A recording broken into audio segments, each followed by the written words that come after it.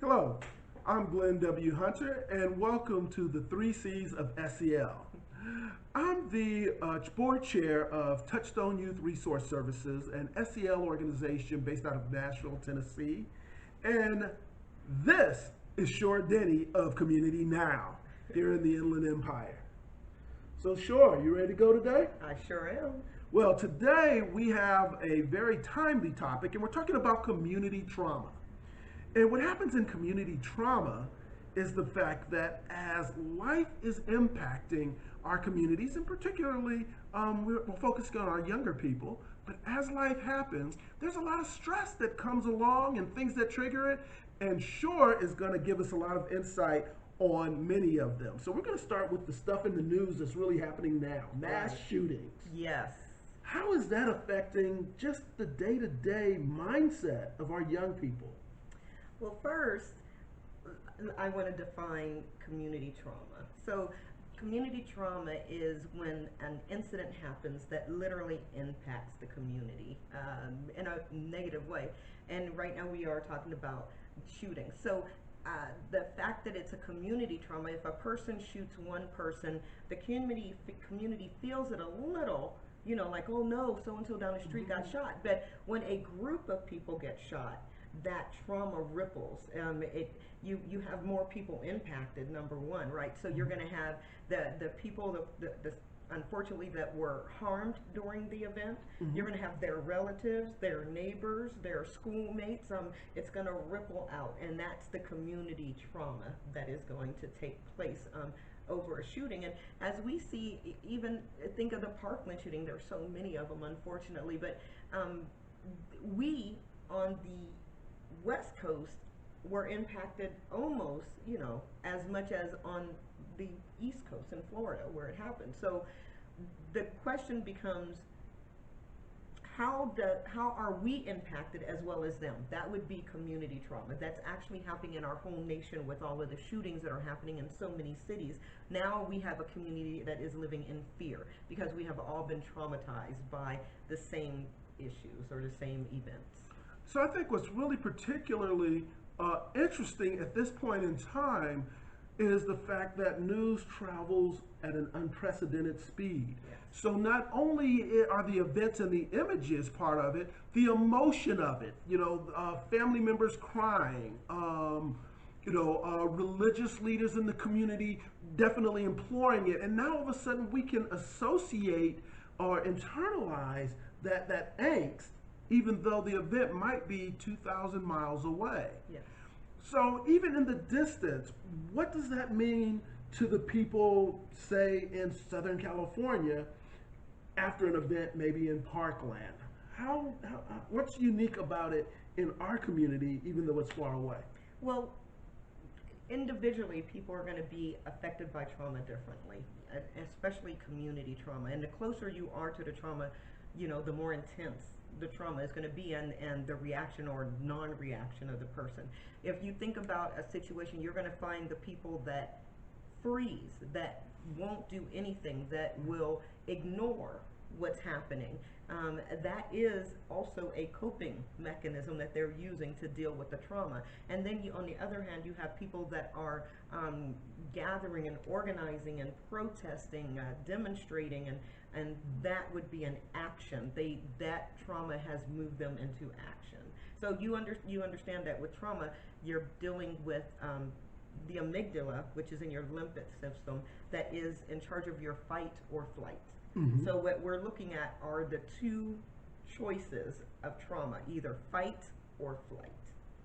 So when you have that fight or flight choice, obviously an individual's life experience drives them, maybe even some of their physiology will drive them to choose one or the other. Only now, instead of one community, we have a national community or a broad community with this conflict of fight or flight. Yes.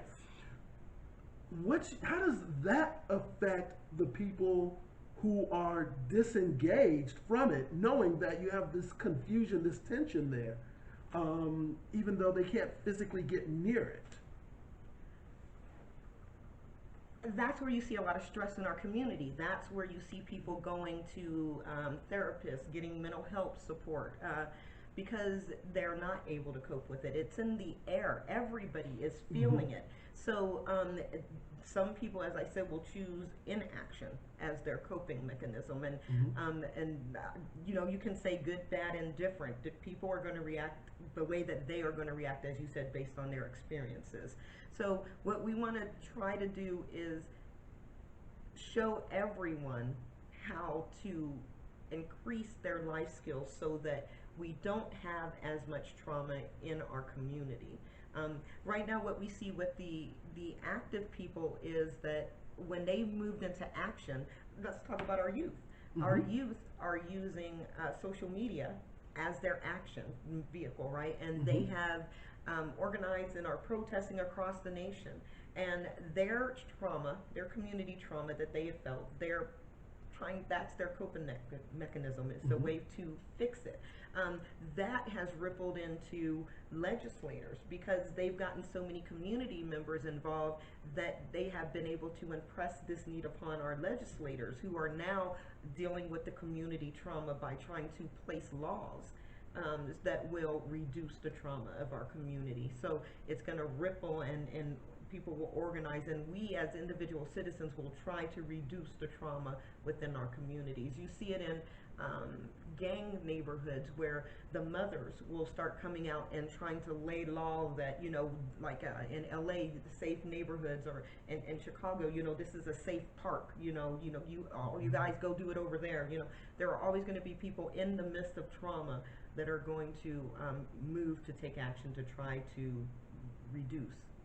Wow. So there's sort of a turning over of authority in those cases where you talk about individual communities kind of owning it.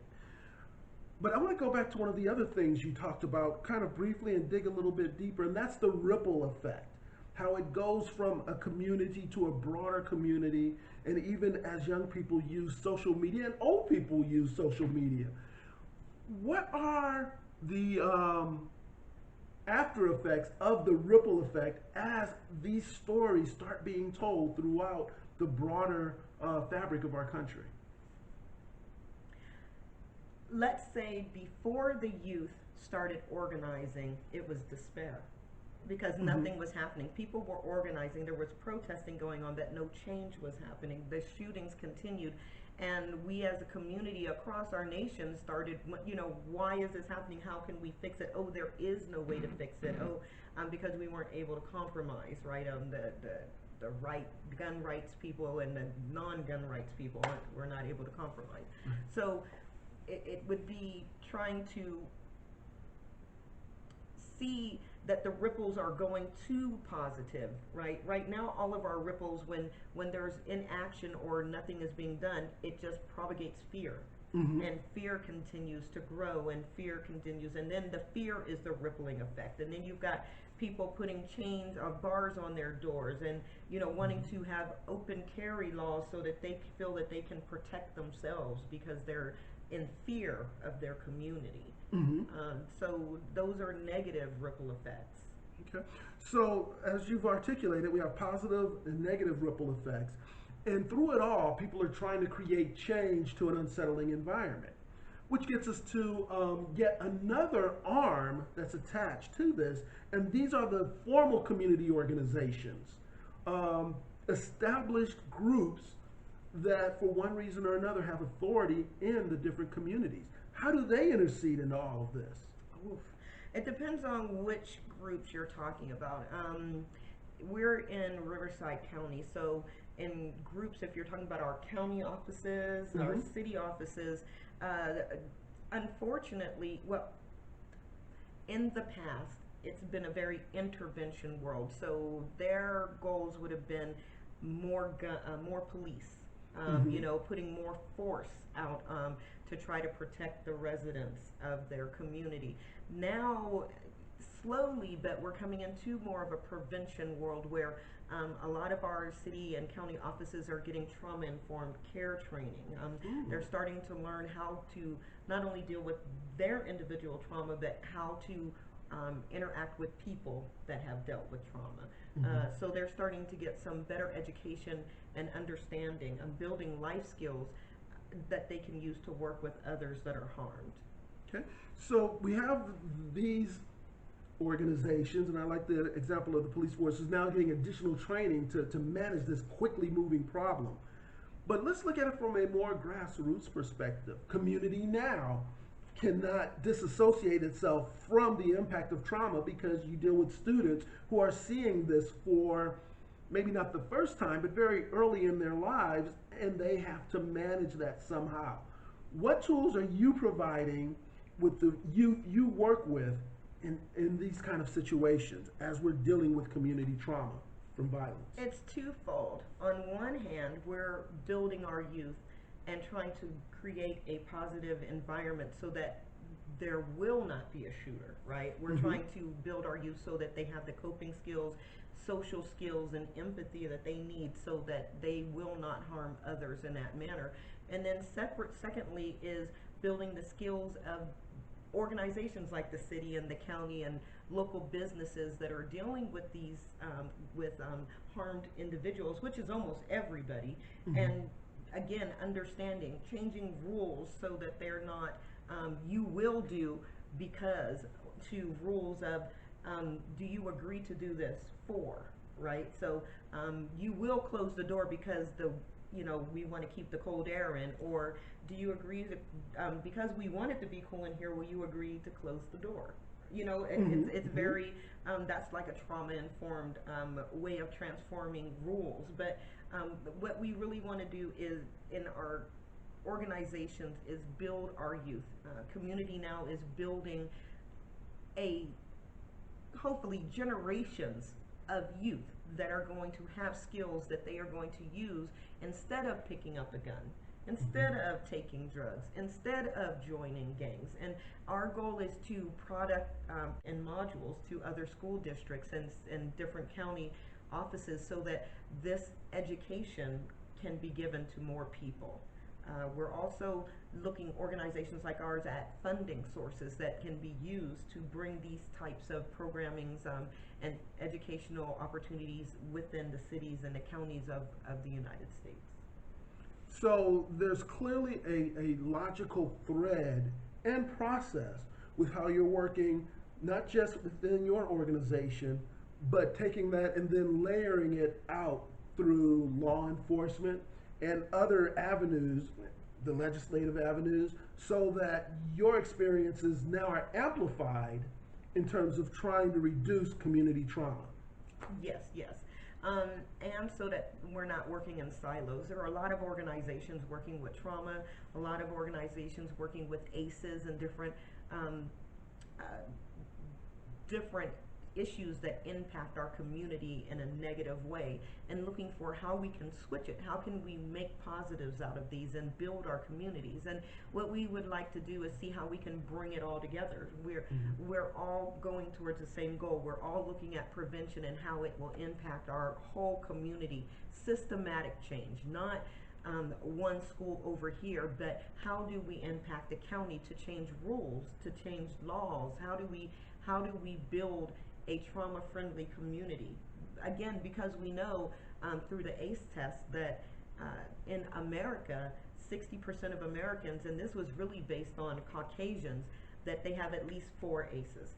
So Mm-hmm. if we have a large population of our people that have 4 harmful things that have happened to them before the age of 18, you are dealing with someone that has different triggers, different ways that they're going to look at the world. We'll be going into the effects of trauma and stress in the body and in the brain later. So that those are some very real things that happen that we need to try to help our community understand and try to help build skills so that they don't fall victim to the stress and to the negativity. Wow. I mean, as you listen to what Shor's articulating, there are so many angles and entry points to managing community trauma, but it seems that we're not able to disassociate ourselves from the fact that that trauma does exist and it continues to come largely as a result of the violence that we're enduring as a society right now. Sure, if you had one thing you could input into our young people to prepare them better to manage all of these influences coming in, if there was one thing, one skill, one talent, one gift that would help them manage this heightened anxiety better, what would it be? It would be to be kind. Kindness is the number one way to build mental health and mental well-being. And if one person is kind, it's a pay it forward. If one person's kind, the people that see that kind act are feel better. It's documented that your oxytocin hormone increases when you see a kind act, which actually uh, helps you live longer. So I would say imparting kindness in the community, period. Thinking of one kind thing that you can do a day that doesn't cost a dime. Saying hello, telling someone they look good, opening a door, picking up something that falls, letting someone in on a freeway, stopping at a stop sign. All of these things impact the other person and help them have a better, less stressful day. And that is another ripple effect that if we all did it in our communities, we would find way less stress, way less conflict, and a lot more harmony. I think that sums it up, and it even brings in again the 3 Cs. I mean, community, coaching, communication, all of those things are poured in to the solutions that are available as we manage these perilous times. Again, I'm Glenn W. Hunter, subject matter expert, Shor Denny, and we thank you for your time, thank you for your attention. Remember, you guys, to subscribe, to like us, and to give some comments so that we can think of new topics and make sure that we're bringing up topics that you're really interested in. I am speaking next week in Ontario, California at the 33rd Children's Network Convention. And remember, if you still want to come out in January, I'll be speaking at the E-Rotary Peace Conference. So hope you guys can plug in, leave us some information, let us know how you're feeling and if these programs are helping.